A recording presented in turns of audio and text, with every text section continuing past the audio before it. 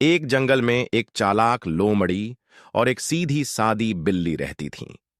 एक दिन दोनों पेड़ के नीचे बैठी बात कर रही थीं। लोमड़ी ने गर्व से कहा, मेरे पास तो सैकड़ों तरीके हैं शिकारियों से बचने के। तुम्हारे पास क्या है? बिल्ली ने मुस्कुराकर जवाब दिया, मेरे पास बस एक ही तरीका है, पेड़ पर चढ़ जाना। उसी समय शिकारी कुत्तों की आवाज आई।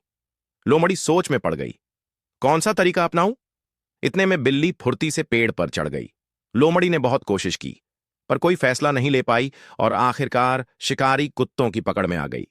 एक चालाक लोमड़ी और सीधी साधी बिल्ली के लिए सब्सक्राइब कर लो भाई।